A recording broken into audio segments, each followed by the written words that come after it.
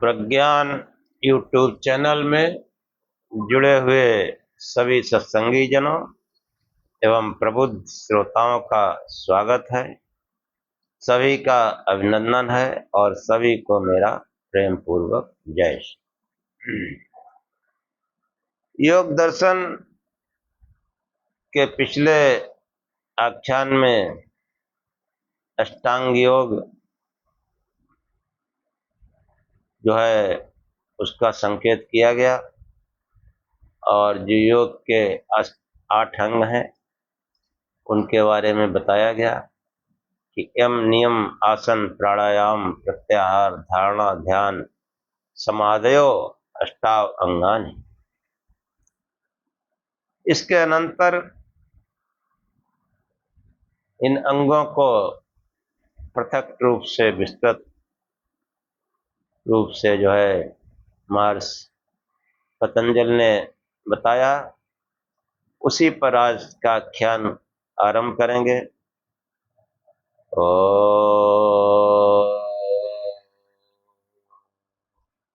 असतो मा सद्गमय तमसो मा ज्योतिर्गमय मृत्योर्मामृतम गमय। हे परम गुरु परमात्मा, हमें असत्य से सत्य की ओर ले चलो, अंधकार से प्रकाश की ओर ले चलो तथा मृत्यु से अमरता की ओर ले चलो। अष्टांग योग जो कि प्रत्येक योग के जिज्ञासुओं के लिए एक प्रकाश स्तंभ की भांति है, जो बहुत ही उन्नत और मनुष्य जीवन के यथार्थ स्वरूप को प्रकट करने वाला है। क्योंकि मनुष्य जो है वो देखने में तो मनुष्य है, लेकिन वो पशुवत जीवन जीता है। आहार निद्रा भय मैथुनम च सामान्य नेतत् पशुविनः। इस पशुता से कैसे निकले, कैसे मनुष्यता का विकास करे, इसके लिए अष्टांग योग जो है वो सबसे सटीक, सबसे वैज्ञानिक और सबसे उत्कृष्ट साधन है। तो उन्हीं साधनों में पहला जो यम है उसके बारे में महर्षि पतंजलि कहते हैं कि अहिंसा, सत्या, अस्तेय, ब्रह्मचर्य, अपरिग्रह यमा। कि यम क्या है? अहिंसा, सत्य, अस्तेय, ब्रह्मचर्य, अपरिग्रह, ये यम है। यम इनको क्यों कहा गया कि ये जो है इन 5 भावों के लिए योग शास्त्र में यम नाम परिभाषित है। समस्त भारतीय साहित्य में, विशेष रूप से धर्म शास्त्र आदि में, जहां योग विषयक अथवा व्यक्ति के उच्च चरित्र निर्माण के विषय में प्रसंग आते हैं, वहां यम पद का प्रयोग इन्हीं 5 भावों को प्रस्तुत किया जाता है। इनका नामकरण का आधार संभवतः ये रहा हो कि इन भावनाओं पर व्यक्ति का पूर्ण आचरण व्यक्ति को योग मार्ग की दिशा में एक प्रकार से बांध जैसा देता है। ऐसा व्यक्ति योग मार्ग पर आकर इधर उधर झांकने की फिर अपेक्षा नहीं करता। अहिंसा आदि विषय में ये भावना स्वयं यम पद के धात्वर्थ के आधार पर अभिव्यक्त होती है। यम पद यम उपरमे धातु से धच प्रत्यय कर सिद्ध होता है। उपरम का अर्थ है निवृत्ति। उपरम का अर्थ है निवृत्ति। बाह्य विषयों की ओर से अपने आप को निवृत्त करना अर्थात हटाए रखना, तात्पर्य अपने आप को संयत करना, नियंत्रित करना, अर्थात आत्मनियंत्रण में पूर्व जो है आत्मनियंत्रण में पूर्ण निष्ठा होना योगारूढ़ होने के लिए जिस सीढ़ी का सहारा लेता है उसका ये प्रथम सोपान। प्रथम सोपान है, प्रथम सीढ़ी का पहला डंडा है, ऐसे कहो। बुनियादी सहारा है, जड़भूत आधार है। इसका पूर्ण रूप से पालन करने पर योग के उच्च स्तर पर चढ़ने के लिए सीढ़ी मजबूत रहती है। यदि इसमें ढील रही तो आगे के जो है मार्ग जो है वो फिर सुगम नहीं हो पाएगा। मतलब जो है सीढ़ी के डंडे अगर ढीले हैं तो कैसे आदमी चढ़ पाएगा। आगे डंडे पर पहुंच ही नहीं पाएगा, चढ़ना तो दूर। इसी कारण इन अंगों को दो भागों में बांट दिया गया है, बहिरंग और अंतरंग। बहिरंग मतलब जो है यम नियम आसन प्राणायाम प्रत्याहार, ये बहिरंग साधन है। पहले इन बहिरंग साधनों से जो है फिर धारणा ध्यान और समाधि, उनको अंतरंग साधन कहा गया है। अंगों को मिलाकर अंगी बनता है। चालू प्रसंग में 8 अंग जिस योग के कहे गए हैं वह स्वयं यहाँ अंतिम अंग के रूप में गिन लिया गया है। समाधि तो योग है। समाधि तो योग है और ये अष्टांग योग का अंतिम अंग है। ऐसा यह ऐसा ही जैसे 5 प्रकार के प्राणों में स्वयं प्राण प्रथम प्रकार के रूप में निर्दिष्ट किया जाता है। जिसे मुख्य प्राण है उसके फिर 5 भाग हो जाते हैं, प्राण अपान व्यान उदान समान। ऐसे ही योग के 8 अंगों में अंतिम 3 अंतरंग और पहले 5 बहिरंग माने जाते हैं। वस्तुतः आत्मा में योग बीज बोने के लिए यम नियम का पालन जो है क्षेत्र का परिष्कार करता है, मार्ग को जो है दृढ़ करता है, परिष्कृत करता है। जिस व्यक्ति की भावनाओं को बाह्य समाज के साथ अनिवार्य रूप से संपर्क में आकर पूरा कर पाता है उनको यम में संकलित किया गया है। जब बाह्य समाज के संपर्क में बिना केवल अपने व्यक्तित्व में किन्हीं कार्यों भावनाओं को निभाया जाता है उनका संकलन नियमों में किया जाता है। अभी केवल ये तैयारी हो रही कि नियम के पहले यम है। अब ये यम जो है यमों में जो है अहिंसा जो है सब सर्वप्रथम है। तो अहिंसा का जो स्वरूप है वो आचार्यों ने इस प्रकार बताया कि मन वाणी तथा कर्म से किसी प्राणी को कष्ट न पहुंचाना, न केवल कष्ट पहुंचाना अपितु उसकी भावना भी चित्त में न आनी चाहिए। किसी के प्रति द्रोह ईर्ष्या असूया आदि की भावना का चित्त में उभरना हिंसा में परिगणित होता है। चित्त में इसका उभार कभी किसी प्रकार का नहीं होना चाहिए। सत्य आदि शेष यम और सब नियम अहिंसा मूलक है। अहिंसा ही तो प्रथम है। अहिंसा ही प्रथम है क्योंकि अहिंसा के बाद सत्य आता है। अब जब हम सत्य का प्रयोग नहीं करते, झूठ बोलते हैं, अन्य व्यवहार करते हैं, तो इसका मतलब हम विचारों की हिंसा करते हैं। देखो जब कोई झूठ बोलो आप जानबूझकर अगला समझता है तो उसको क्रोध पैदा होता है और उसको चोट पहुंचती है। कि देखो जानते हुए भी सच नहीं बोल रहा और हमको जो है फंसाने का प्रयत्न कर रहा है। तो सत्य का पालन भी वो अहिंसा का पालन और ब्रह्मचर्य अहिंसा सत्य स्तेय मतलब अन्याय पूर्वक किसी की वस्तु को न लेना। अब जो है अन्यायपूर्वक किसी कोई चोरी करता है, कोई डाका डालता है, कोई राहजनी करता है, तो दूसरे को कितना भारी कष्ट पहुंचता है। तो ये जो है ये भी हिंसा के अंतर्गत। इसी प्रकार जो है ब्रह्मचर्य और अपरिग्रह, ये भी जो है मूल रूप से हिंसा में ही समाहित है,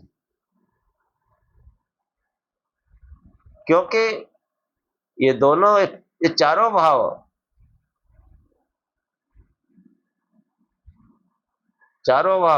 सत्य, स्तेय, ब्रह्मचर्य, अपरिग्रह, ये जो है ये एक तरह से अहिंसा में ही समाहित। कि जब आप अपरिग्रह का पालन नहीं करेंगे, दुनिया की दौलत अपने घर में रखेंगे, तो दूसरे को भारी कष्ट पहुंचाना पड़ेगा। अब ब्रह्मचर्य में दूसरों को कष्ट पहुंचाना पड़ेगा। तो ये जो है आवश्यकता के अनुसार जहां तक हो, हमें जो है अहिंसा का पालन करना चाहिए। ये सभी यम के मूल में अहिंसा ही है। जो अहिंसा का पालन करता है उसमें सभी यम समाहित हो जाते हैं। और जो अहिंसा का पालन नहीं करता, हाँ, इसलिए जो है हिंसक, हाँ, जो अपने अपने जीव के स्वाद के लिए हिंसा करते हैं, दूसरे प्राणियों को काटते मारते हैं, वो कभी योग मार्ग पर नहीं चल सकते। वो कभी योग मार्ग पर नहीं चल सकते। कि अहिंसा जो है मन, वाणी तथा कर्म से किसी प्राणी को कष्ट न पहुंचाना, न केवल कष्ट पहुंचाना अपितु उसकी भावना भी चित्त में न आनी चाहिए। किसी के प्रति द्रोह, ईर्ष्या, असूया आदि की भावना का चित्त में वरना हिंसा में परिगणित होता है। चित्त में इनका वार कभी किसी प्रकार न होना चाहिए। सत्य आदि शेष यम और सब नियम, हाँ, सब यम और नियम सब अहिंसा मूलक हैं। अहिंसा उन सब का मूल है।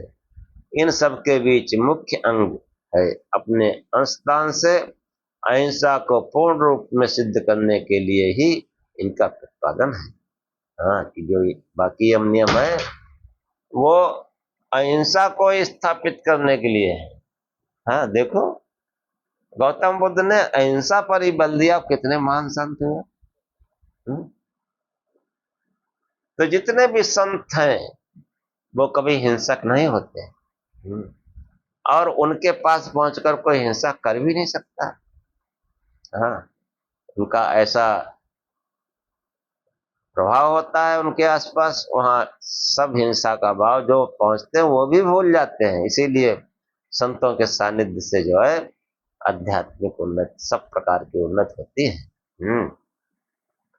कि जो है अहिंसा का शुद्ध स्वच्छ सर्वांश में निखर सके, इसी प्रयोजन के लिए सत्य आदि यम के अंग तथा नियमों का उपादान किया गया है। यम नियमों में अहिंसा के प्राधान्य को प्रकट करने के लिए आचार्यों ने पंचसिक के एक संदर्भ को उद्धृत किया। पंचसिक एक आचार्य हुए, वो लिखते हैं, स खल्वयम ब्राह्मणो यथा यथा व्रतानि बहूनि समादिच्छते तथा तथा प्रमाद कृतेभ्यो हिंसा निदानेभ्यो निवर्तमानस्तामेवावतात् रूपाम अहिंसा करोति। कि निश्चय ही वह यह ब्रह्म प्राप्ति के पथ का पथिक व्यक्ति जैसे जैसे बहुत से व्रत नियमों का आचरण में लाने के लिए उत्सुक वो प्रयत्नशील बना रहता है, वैसे वैसे ये प्रमाद से किए गए अहिंसा के कारणों से दूर हटता हुआ वो शुद्ध स्वच्छ निर्दोष अहिंसा को प्राप्त कर लेता है। आत्मा में अहिंसा की प्रतिष्ठा होने पर योगी का संसार में कोई विरोधी नहीं रहता। उस दशा में योगी सबको अनुकूलता में निर्वाध अपने पथ पर बढ़ता हुआ सफलता प्राप्त कर लेता है। अहिंसा के अनंतर सत्य आदि का साधारण विवरण इस प्रकार समझना चाहिए। मन वाणी कर्म से सत्य का आचरण करना, मन और वाणी समान हो और मन से विचारा, अनुमान किया, हाँ जो अंदर सोचते हो वही बोलो, हाँ अंदर जो हमको सही लग रहा है वही बोलो, यही सत्य है कि अंदर कुछ है और है, बाहर कुछ और बोल रहे हैं। हाँ दूसरे के सामने अपने भाव प्रकट करने के लिए वाणी से ठीक वही बात कहना जो अंदर हो, उसमें छल प्रपंच या धोखा देने की जो है नितांत भी भावना नहीं होनी चाहिए। ऐसा भी न हो कि कही हुई बात का कोई अर्थ ही ना निकले। सार्थक और सत्य कहा जाना चाहिए।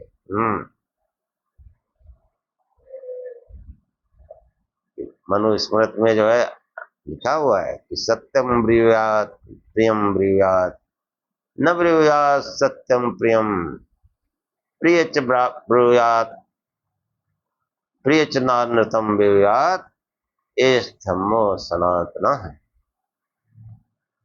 कि सत्यम ब्रूयात् प्रियम ब्रूयात्, न ब्रूयात् सत्यम प्रियम, प्रिय च नानृत ब्रूयात्, एष धर्म सनातन।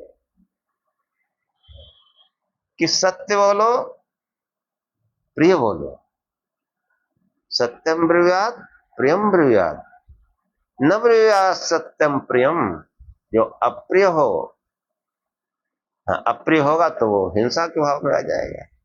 जो अप्रिय सत्य हो उसको मत बोलो।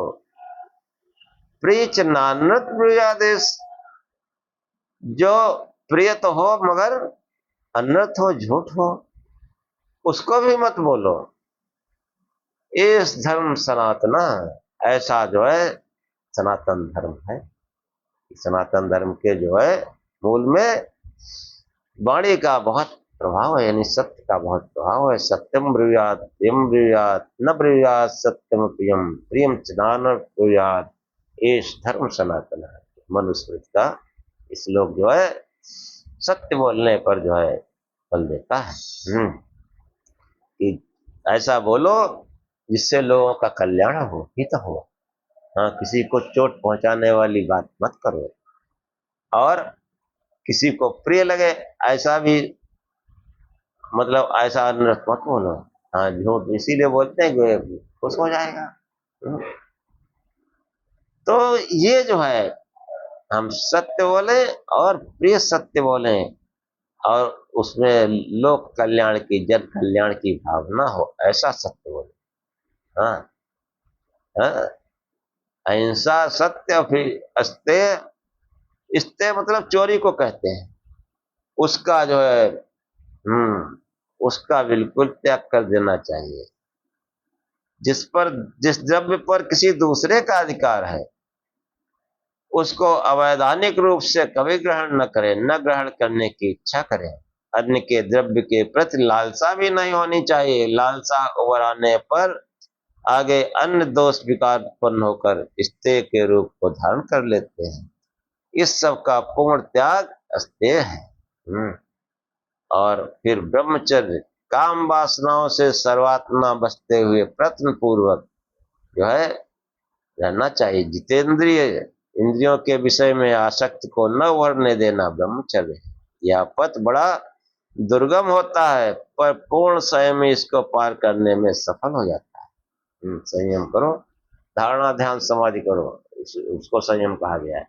जो है यहाँ प्रकाश स्वरूप की धारणा करो और ध्यान करो, और फिर समाधि की अवस्था प्राप्त करो, पूर्ण संयम हो जाएगा। ये सब अब नियम आ जाएंगे। इसलिए मुख्य वही है कि ध्यान करो और प्रकाश स्वरूप से जो है ध्यान करो, उस परमात्मा की ईश्वरी भाव रखो, बाह्य विचारों को मत आने दो। इससे सब यम नियम धारण होंगे, अन्य कोई उपाय नहीं।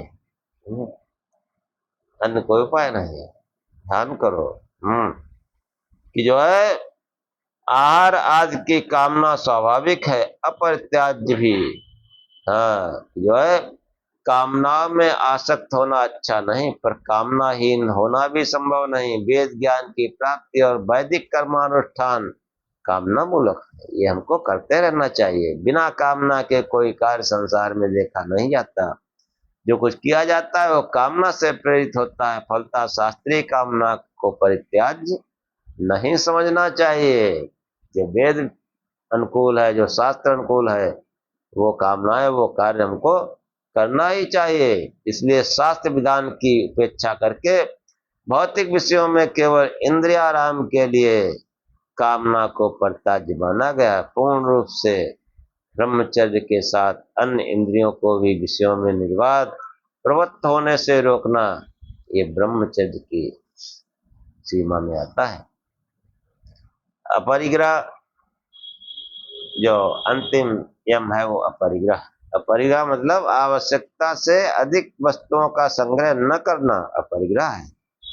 असन, पान, आच्छादन आदि आवश्यक कार्य है, इनमें भी विशेषता रहती है। जीवन निर्वाह व देह धारण साधारण भोजन आदि से चल जाता है, और असाधारण भोजन पान आदि से भी। यद्यपि भोजन आदि आवश्यक है, पर असाधारण भोजन आदि के लिए प्रयास करना अपरिग्रह में आ जाता है। परिग्रह में आ जाता है। इसी प्रकार वस्त्र तथा ग्रह आदि के विषय में समझना चाहिए कि साधारण वस्त्र से भी शरीर को ढका जा सकता है। और हाँ, रेशमी स्वर्ण रत्न जटित भी पहना जा सकता है। यदि सन्यासी अथवा योग मार्ग का यात्री ऐसी कामना करता है या इसके लिए प्रयास करता है, तो फिर वो परिग्रह की श्रेणी में आ जाएगा। खूब बढ़िया बढ़िया वस्त्र, बढ़िया बढ़िया खाना, बढ़िया बढ़िया रत्न जटित आभूषण शरीर की शोभा बढ़ाने में लगा रहा है, तो ये अपरिग्रह में आ जाता है। कि जो है अपरिग्रह वर्षा, शीत, ताप आदि से बचाव के लिए साधारण ओट से भी काम चल सकता है। साधारण घर होना चाहिए, रोटी कपड़ा हो। अब बड़ी बड़ी कोठियां बनी करोड़ों की, आदमी 2 रहते हैं, 3 रहते हैं। ये परिग्रह है, अपरिग्रह नहीं है। वह परिग्रह हो जाएगा। योगी के लिए अत्यंत आवश्यक, अगर योग मार्ग पे चले हैं तो त्याग भावना, वैराग की भावना रहनी चाहिए। आवश्यकता से अधिक इकट्ठा करना ये त्याग नहीं है। इसलिए यदि वह इन्हीं के संग्रह में लगा रहा तो उसका इन्हीं कार्यों में पूरा हो जाएगा। योग साधना के लिए फिर समय कहाँ है? सांसारिक वस्तुओं के उसमें ही लगा रहेगा। परिग्रह का आंशिक प्रयोग सामाजिक सुव्यवस्था की दृष्टि से भी प्रत्येक गृहस्थ व्यक्ति को भी करना चाहिए, कि सामाजिक व्यवस्था जो है सही बने रहे। इसलिए भी जनसाधारण को भी ये अपरिग्रह को जो है करना चाहिए। इसके अभाव में उपभोग सामग्री का किन्हीं निर्दिष्ट स्थानों, परिवारों आदि में जमाव हो जाना संभव रहता है। यहाँ किसी के पास बहुत भरा है और किसी के पास खाने को नहीं है, तो ये जो है, ये खुले व्यवहार में जो है ये वस्तु का अभाव कर देता है। जिससे समाज में विसंकलता पैदा होती है। इसलिए अपरिग्रह का आचरण जीवन की प्रत्येक दशा में अपरिहार्य है। और अहिंसा आदि नियमों के महत्व के विषय में महर्षि पतंजलि कहते हैं कि ये जो है जाति, देश, काल, समयान अवच्छिन्ना सार्वभौमा महाव्रतम, कि जात, देश, काल, समय अनवच्छिन्ना, जाति, देश, काल और समय जो है कि सीमा से रहित सब अवस्थाओं में अनुष्ठित करने वाले से यह नियम महाव्रत हो जाते हैं। कि हम चाहे कोई परिस्थिति आए, हम अहिंसा का पालन करेंगे, सत्य का पालन करेंगे, स्तेय का पालन करेंगे, ब्रह्मचर्य का पालन करेंगे, अपरिग्रह का पालन करेंगे। जब इस तरह का कि अहिंसा आदि नियमों का पालन व्यक्ति को सदा सर्वदा यावत जीवन करना चाहिए, परंतु व्यक्ति अपने समाज, वातावरण तथा अन्य अनिवार्य बाधाओं से अभिभूत होकर पूर्ण रूप से इनका पालन नहीं कर पाता। उसके जीवन में भावना जागृत रहे, इस विचार से सीमित रूप में इनका पालन करना व्यक्ति के लिए कुछ न कुछ श्रेयस्कर होता है। विचार तो रखना ही चाहिए। इसलिए आचार्यों के आदेशानुसार व्यक्ति हिंसा आदि के पालन को जात, देश, काल और शपथ व प्रतिज्ञा तथा सुनिर्धारित नियम आदि से इन्हें सीमित कर लेता है, बांध लेता है। अमुक रूप में अहिंसा नहीं आदि नहीं करूंगा, अन्यथा नहीं। ये जो है जात की सीमा में बांध लेता है। और जाति बंधन जैसे मछेरा केवल मछली मारने में हिंसा को सीमित कर लेता है, मछली के सिवाय अन्य प्राणी की हिंसा नहीं करूंगा। एक जाति के प्राणी में हिंसा सीमित है, अन्य जातियों में अहिंसा सीमित है। इसी प्रकार जो ये सीमा बना लेता है वो अपनी जाति के अथवा ब्राह्मण आदि के किसी विशेष जाति के में द्रोह, ईर्ष्या आदि रूप में हिंसा नहीं करेगा। यहाँ उस जाति में अहिंसा सीमित है। हाँ, अन्य जातियों में हिंसा सीमित रहती है। अहिंसा मतलब अपने जाति में जो है अहिंसा, बाकी हिंसा। हाँ, और देश सीमा, देश मतलब किसी देश तीर्थ स्थान है वहां हिंसा नहीं करेंगे, वहां मीट नहीं खाएंगे, ठीक से रहेंगे। अब बाकी सब जगह जो है अहिंसा सीमित है, अन्य देश में करेंगे। ऐसे ही काल की सीमा है, समय सीमा है कि ब्रह्म मुहूर्त में नहीं खाएंगे। हाँ, काल मतलब जैसे अमावस्या, पूर्णमासी, हाँ, चतुर्दशी या सावन महीने में नहीं हिंसा करेंगे। तो ये जो है अन्य, ये सब जो है ऐसे ही सत्य में समय सीमा। हाँ, कि अगर जो है कहीं बहुत आवश्यक है तो वहां सत्य जो है छोड़ देंगे। तो ये जो है सत्य अस्तेय सब में जो है ये जो जात, देश, काल, समयानुच्छिन्ना,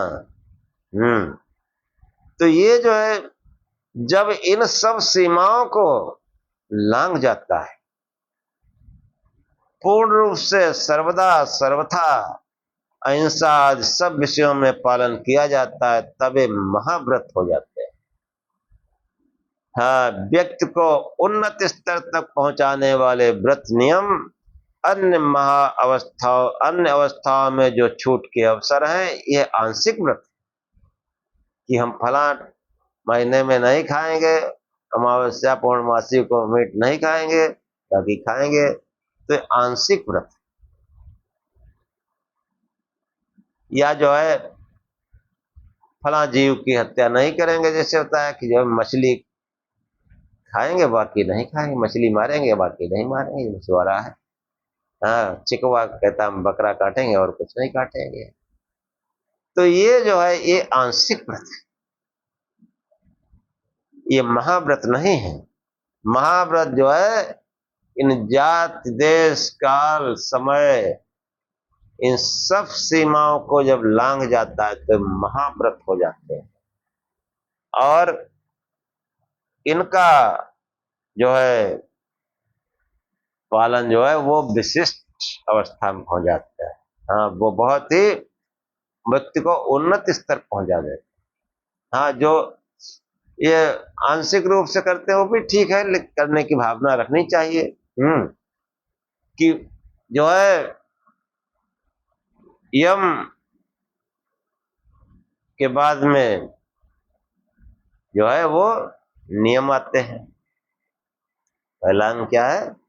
यम। दूसरा है नियम। नियम में क्या है? शौच, संतोष, तप, स्वाध्याय, ईश्वर प्रार्थना, नियम है। ये नियम है, इनको इनका पालन करना ही पड़ता है।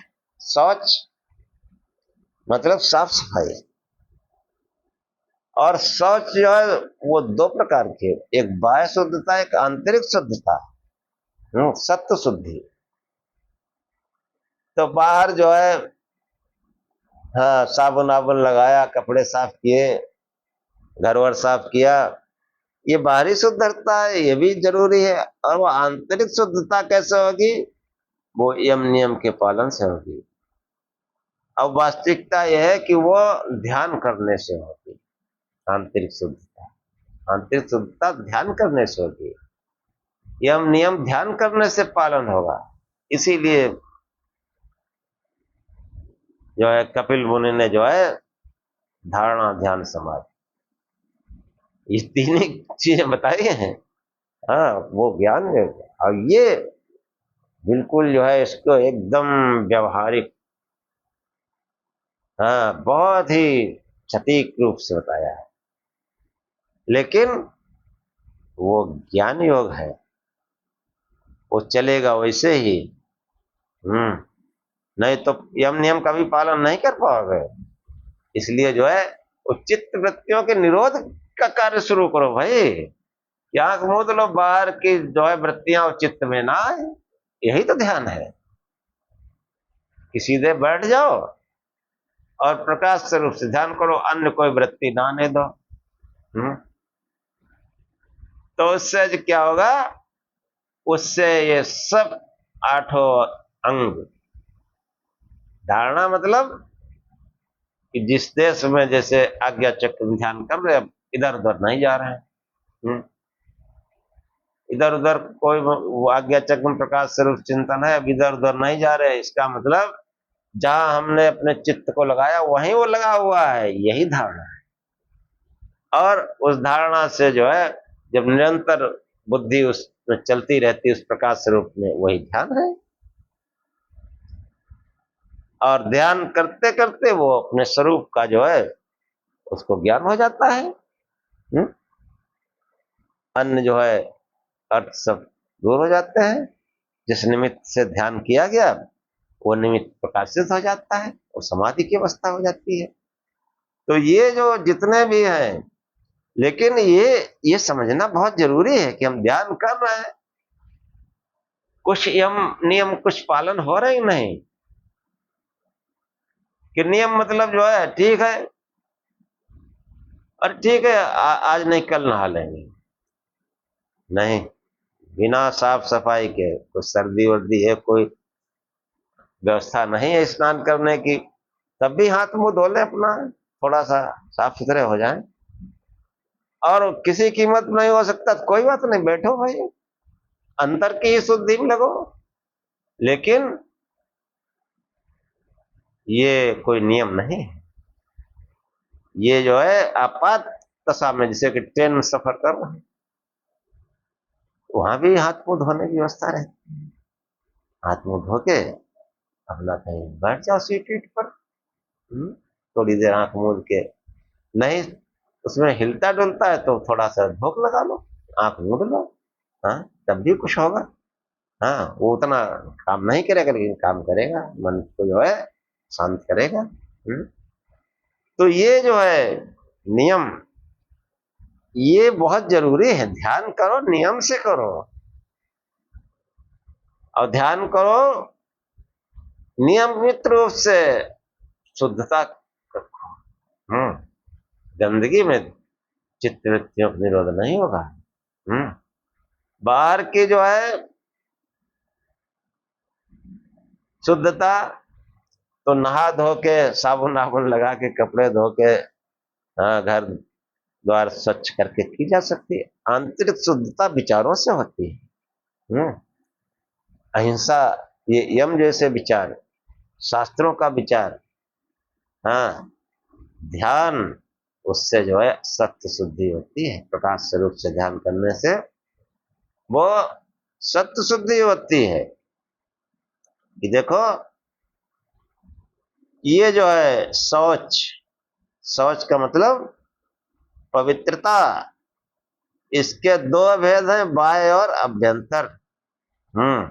शारीरिक और मानसिक, जो बता चुके हैं, शारीरिक और मानसिक, ये जो है इनसे जो है शौच कंप्लीट होता है। कि जो है मन अर्थात चित्त के, देखो मन बुद्धि जो कुछ है सब चित्त से संबोधित किया गया यहाँ।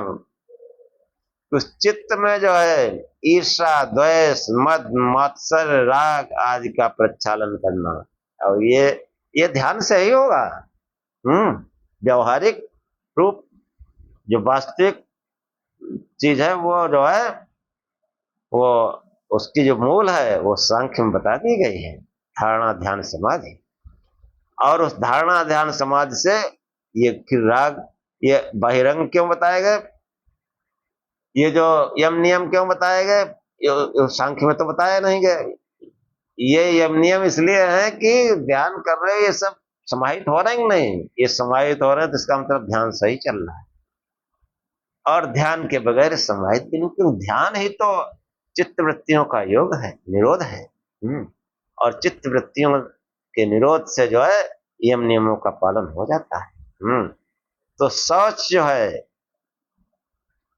मन के चित्त के मलों को ईर्षा द्वेष मद मात्सर्य राग आदि का प्रक्षालन करना, इन मलों को चित्त में न उभरने देना, उभरने पर तत्काल उनको दूर करना, भुलाने का प्रयत्न करना अभ्यंतर शौच है।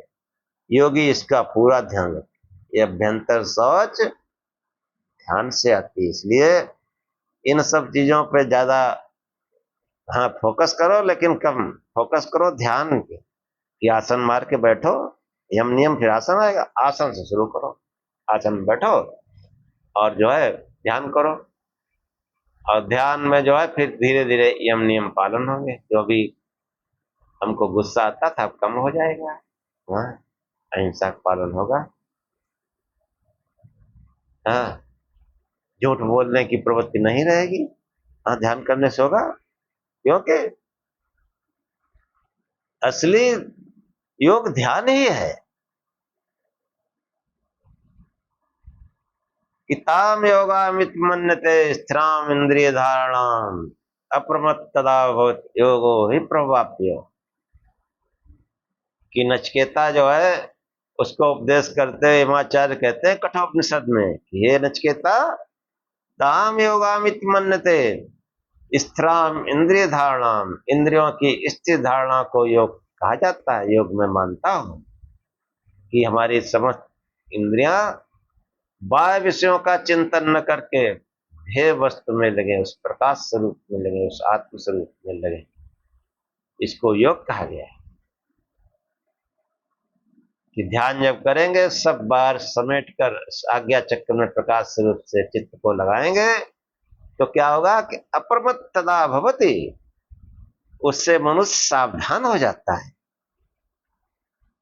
फिर वो अहिंसा सत्य अस्तेय ब्रह्मचर्य अपरिग्रह इन पर विचार करने लगता है, इनसे इन पर जो है इनको समाहित करने का प्रयत्न करता है, हिंसा से दूर रहने लगता है, चोरी से दूर रहने लगता है, ब्रह्मचर्य का पालन करने का प्रयास करता है।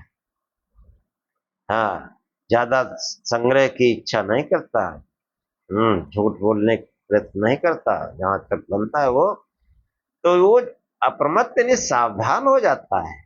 फिर वो गलती भूल चूक नहीं करता।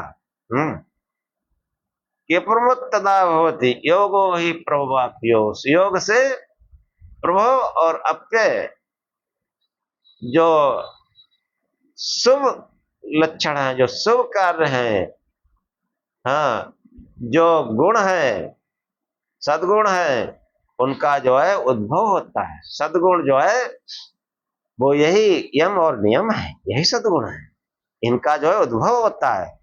और जो इनके विपरीत है, दुर्गुण है, उनका अपव्यय नाश होता है, से विकारों का नाश होता है। ताम योगामित मन्यते स्थिराम इंद्रिय धारणाम अप्रमत्तदा भवति योगो हि प्रवाप्यो। वास्तविक योग यानी ध्यान है। ध्यान करने से ये समस्त यम नियम पालन होते रहते हैं। और इनका जो है वर्णन इसलिए है कि हम ध्यान करते हैं, क्या इनमें ये कमजोर हो रहे हैं या इनका पालन हो रहा है यम नियमों का। अगर नहीं हो रहा तो ध्यान ठीक से नहीं हो रहा है, इसका मतलब मन इधर उधर भाग रहा है, ध्यान नहीं हो रहा है, खाली दिखावा हो रहा है। लेकिन लगे रहेंगे तो ये दिखावा करते करते वास्तव में योग शुरू हो जाएगा। इसलिए ध्यान करना आवश्यक है, और ध्यान भी नियम पूर्वक। इसीलिए नियमों का वर्णन है कि तब स्वाध्याय ईश्वर प्रधान, कि शौच, संतोष, शुद्धता बाहर की और अंदर की शुद्धता ध्यान से आएगी, ऐसे सीधे से। और जो हमको सांसारिक वस्तुएं प्राप्त हैं उनमें संतोष रखो, कि हमारे मेहनत से, हमारे कर्म से जो हमको प्राप्त हुआ है उस पर संतोष करें। और तब स्वाध्याय ईश्वर प्रधान, तब करें, स्वाध्याय करें ईश्वर प्रधान, ईश्वर में अनन्य भक्ति। ये नियम बना ले, ऐसा नहीं है एक दिन भक्ति कर ली, चलो हफ्ते में एक बार मंदिर चले जाते हैं सोमवार को, बस हो गया। नहीं, नियम पूर्वक मंदिर जाओ या न जाओ, अपने घर में करो, घर में मंदिर बना लो। मंदिर पास पड़ोस में तो वहां भी जा सकते हैं। और ध्यान तो अकेले में ही करना पड़ेगा। तब जो है मुख्य तप जो है वो ध्यान ही। तो ध्यान और स्वाध्याय मतलब अपना अध्ययन करो कि देखो बुराइयां कुछ भाग रही कि नहीं भाग रही, कुछ सद्गुण आ रहे हैं कि नहीं आ रहे हैं। और ईश्वर में अनन्य भक्ति, ये नियम बराबर इन पर विचार करते रहना चाहिए, नियम और यम पर। और लेकिन मुख्य जो है वो ध्यान है। हाँ, मेरा जो कहना है, जो मैंने अपने जीवन में अपनाया, जिससे हमने कुछ हासिल किया है, वो ध्यान से हासिल किया, जाप से और ध्यान से, एकाग्रता से। उस एकाग्रता में सब यम नियम आ जाते हैं। और एकाग्र अवस्था ही आध्यात्मिक अवस्था है चित्त की। एकाग्र में जो है उस ध्येय वस्तु आत्मा का ही हो, उसी में चित्त लगा रहता है, अन्य सभी वृत्तियों का निरोध हो जाता है। तो ये जो है यम है, और इनके पालन में जो है विघ्न बाधाएं भी आती हैं। अब विघ्न बाधाओं से कैसे छूटे, ये भी जो है महर्षि पतंजल ने बताया। लेकिन जो मेरा अपना अनुभव है, ये सब बहुत ही महत्वपूर्ण है। कोई भी हमारे महर्षियों का ज्ञान है, हाँ समझो, वो तो साक्षात ईश्वर इस धरा पर आए थे। उनकी एक एक बात को समझना, यही हमारा ज्ञान है। अपना मत जोड़ो, उनकी बातों समझ लो, बस यही बहुत है। अपना जोड़ोगे तो दुर्दशा पक्की है। उनकी सलवार कुर्ता पहन के भागना पड़ेगा। करोगे बिजनेस और बनोगे योगी सन्यासी। हाँ, ये परिग्रह अरबों खरबों खड़ी कर रखी है प्रॉपर्टी, परिग्रह है तुम्हारे पास। जैसे अन्य बिजनेसमैन है, जैसे तुम भी हो। हाँ, हमारा नाम रख लिया पतंजलि, इसलिए बिजनेसमैन अपने को, योगी सन्यासी मत कहो। और योगी सन्यासी होते तो फिर भागते नहीं सलवार कुर्ता पहन के। सबका वही है, अपने नाना प्रकार से धन कमा रहे हैं। जन कल्याण का दिखावे में वो सनातन का वो कर रहे हैं। हाँ, सनातन को बढ़ा रहे हैं। हाँ, बिना पैसे कोई काम ही नहीं होता है, सनातन बढ़ा रहे हैं। अपरिग्रह है भाई। खैर, हमको उन सब चीजों में नहीं जाना है। हम अपने इन महान ऋषियों को, ये 6 जो दर्शन है, इनके प्रणेताओं को हम समझें, ठीक ठीक समझें। इसी में हमारी विद्वता है, बहुत उत्कट विद्वता है। अपना दिमाग मत लगाओ कि हम भी इसमें कुछ अपना मिला देंगे। अपना मिलाओगे तो दुर्दशा निश्चित है। या तो फिर वही उनके समान बन जाओ पहले। हाँ, उनके समान बन जाओ, खुल जाए तीसरा नेत्र। तीसरा नेत्र भी खुल जाता है योगियों को। ऐसे योगी जैसे शंकराचार्य, जैसे कबीर, जैसे नानक, जैसे विवेकानंद, परमहंस, ये सब त्रिनेत्रधारी संत, जो देखते ही बता देते हैं क्या सोच रहा है, क्या करेगा। ये जो है, ये तो साक्षात जैसे महादेव संसार में ऐसे थे, ऐसे ही ये पतंजलि ऋषि, जिनका हम ये ज्ञान पढ़ते हैं, हम क्या उसमें जोड़ सकते हैं? सब कुछ तो बता गए। तो ये जो यम नियम है, इनका पालन ध्यान करने से। योग इसलिए मूल में योग है, चित्त वृत्तियों का निरोध, इसका प्रयत्न करो, बैठ जाओ और जो चित्त वृत्तियां बाहरी आ रहे हैं उनको हटाते रहो, उनका निरोध करते रहो। तो अभ्यास है, अभ्यास के द्वारा आएगा। अभ्यास वैराग्याभ्याम का निरोधा, कि अभ्यास करो और सांसारिक कामनाओं से दूर रहो। रामकृष्ण परमहंस ने तो एक ही उपदेश किया है, कंचन और कामनी से दूर रहो, बाकी ध्यान करो। देखो कैसे शिष्य हो उनके, और स्वयं अपने जीवन में उन्होंने त्याग दिखा दिया। इसीलिए हम नाम लेते हैं, आज भी लेते रहेंगे। तो ये जो है यम नियम जो अष्टांग योग में है, इनके पालन में जो विघ्न बाधाएं आती हैं उनसे कैसे निपटे, ये भी जो है महर्षि पतंजलि ने आगे बताया है। इनका अगले आख्यान में इन पर चर्चा करेंगे। आज का आख्यान यहीं समाप्त करते हैं। ओम सहना भवतु सहनौ भुनक्तु सह वीर्यं करवावहे तेजस्विनावधीतमस्तु मा विद्विषावहे। ओम शांति शांति शांति। हे परमात्मा, हम दोनों श्रोता और वक्ता की साथ साथ चर्चा करें, साथ साथ पालना करें, हम दोनों साथ साथ बल को बढ़ावें, पराक्रम करें। हमारा पढ़ा पढ़ाया एक साथ तेजस्विता को प्राप्त करें, हम आपस में द्वेष न करें। हे परमात्मा, हम दोनों को दैहिक, दैविक, भौतिक त्रिविध प्रकार के संतापों से शांति प्राप्त हो, त्रिविध दुखों की निवृत्ति हो। ओम शांति शांति शांति। जय श्री